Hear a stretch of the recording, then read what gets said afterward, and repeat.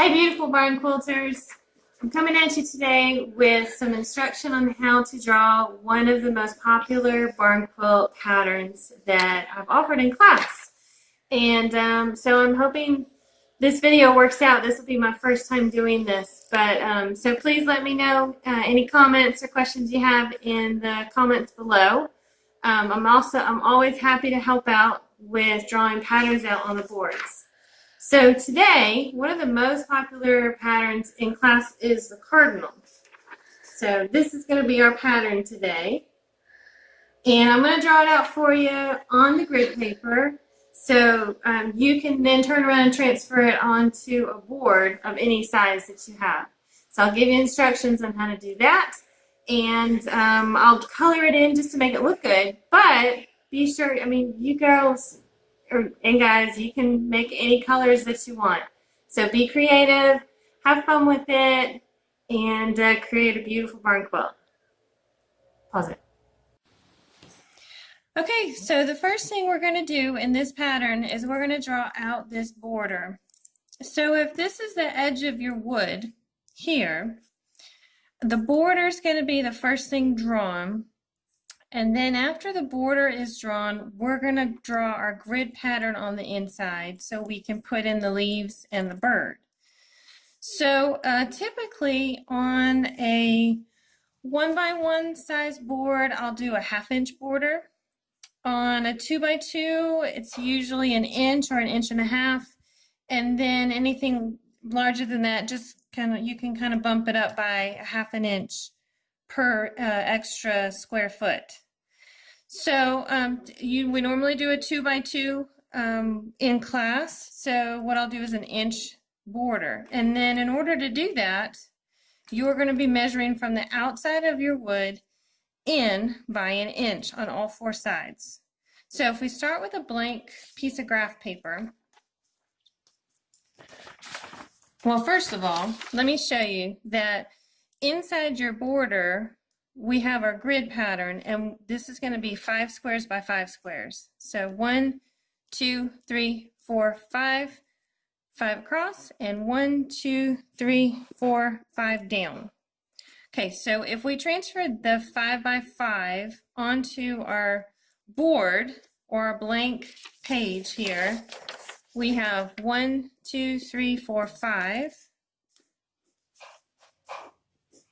And then 5 down. 1, 2, 3, 4, 5. Okay. So this is going to be inside the border. So if we're going to, on your piece of wood, the edge of the wood is going to come out beyond this, and you're going to be measuring in whatever distance, but we're going to say 1 inch from the outside.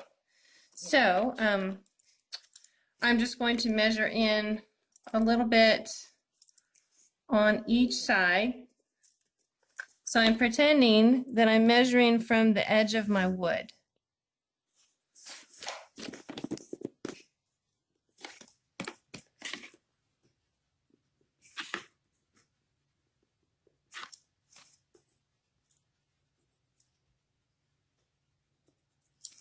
Okay, so this is the edge of your wood. Do you see the boundaries here?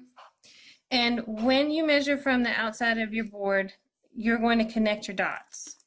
So if you're measuring from the edge of the wood, from 0 in, your lines are going to be here, and you're going to connect those dots from top to bottom, and you're going to end up drawing a square within a square. Now I'm going to draw the outside of my board just so you can see.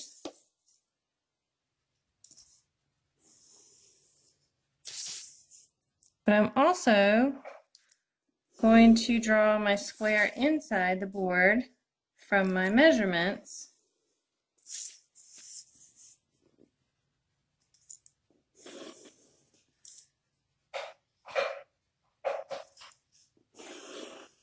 Okay, so this is what your board should look like when you're done drawing your border. This is the edge of your board. This is where the wood ends. You've come in an inch or whatever your measurement is inside, and you've connected your dots to create your border. So, depending on how large your board is, what you're going to do is you're going to take the measurement inside the border. So you want to take the full measurement from here, and then you want to divide it by 5 because you need 5 blocks. And that's going to give you the amount that you're going to measure. And you'll make a little mark on your board, and then you'll turn it on this side and you'll do the same measurement. 1, 2, 3, 4, 5, and then you'll go all the way around. When you're done with that, you're going to draw in your lines. You'll connect your dots.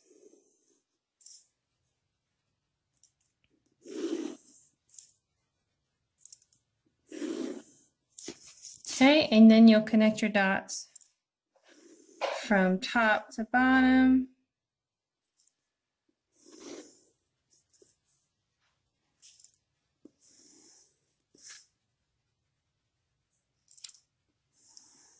Okay, and so this is what your board should look like now. You're going to have the border around here, and then you're going to have a 5 by 5 grid pattern inside. Now, here's where I tell everyone to narrow their focus. Because if you look at the pattern here, you can see that each square is going to have either nothing or it's going to have a diagonal line one way or the other. So I have you go each square, and you'll just take the first square in the left-hand corner, and you'll go along to each one there, drop down to the next row, and you'll go each square here, and you're going to decide, is there nothing or is there a diagonal line? So if we were to look at this first square in the top left corner, there's nothing. There's no diagonal line here. We're just going to leave it blank. If we drop down to, or if we go to the next square to the right of it, we'll see there's a diagonal line. So in that case, we're just going to draw our diagonal line. The third square over has nothing, so we'll skip that. The fourth square over has a diagonal line from here to here. So we're going to draw that in. And of course on the boards I use a ruler with that too. The next one goes the opposite direction. And so then you're going to continue all around. So let me fill in the rest of the lines for us.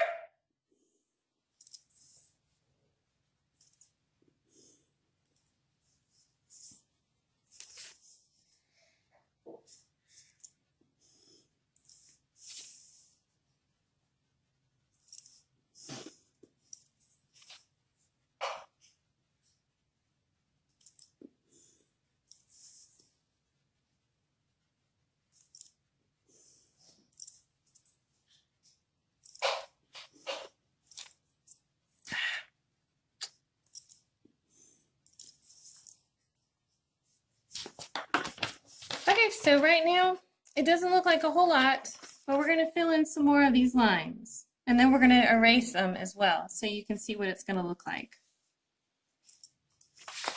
But the first thing we're going to do is we're going to create this beak and this eye.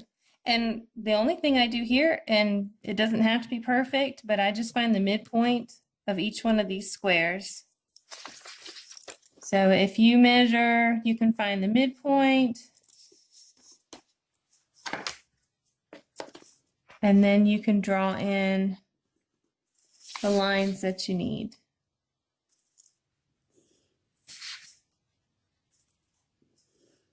All right, so now we have our yellow beak, our black eye. We have the red top notch. We have the chest area here.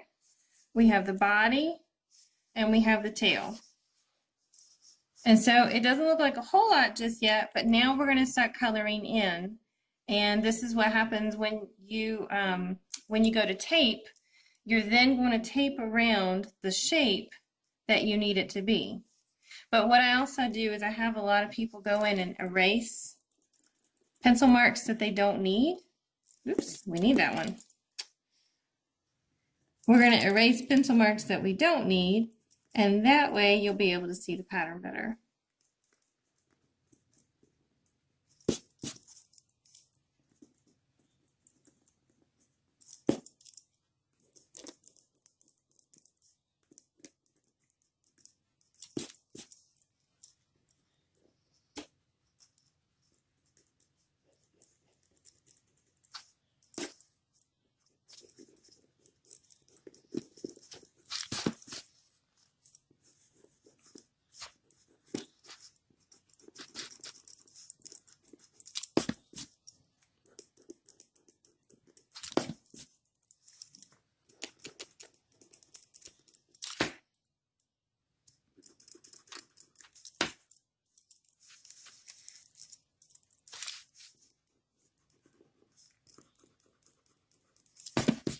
Another thing you can do is you can go in each one of these shapes and you can write very lightly what color is supposed to be here. So in this case, I would do DG for dark green.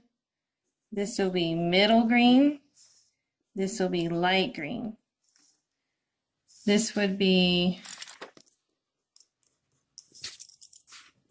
dark red. I think this would be like a middle red. This would be a light red. This would be yellow, black, dark green, middle green, and light green. And then the rest of that's going to be white. So I'll start coloring this in for you now so you can see exactly where everything goes. But as I said, feel free to get creative with the colors. You don't have to do the reds. I've seen bluebirds and yellow birds in all different shades. And they're just a lot of fun to see what color combinations everyone comes up with.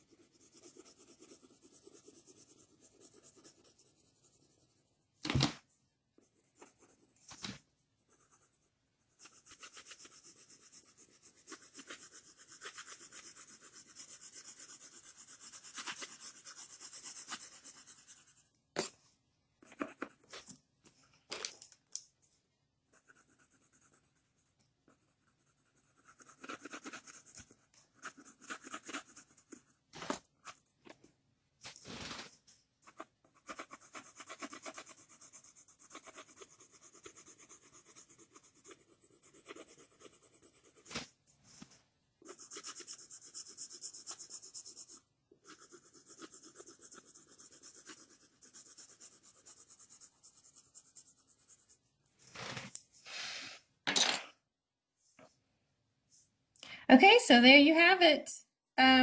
Well, my light red turned out a little more orange than I wanted, but I think you get the idea that you can go in and create whatever colors you like. This is how you create the Cardinal barn quilt pattern. And so let me know if you have any questions in the comments and if something's not clear. But I'd also love to hear what other patterns you'd like to learn how to draw. So let me know. Thanks so much.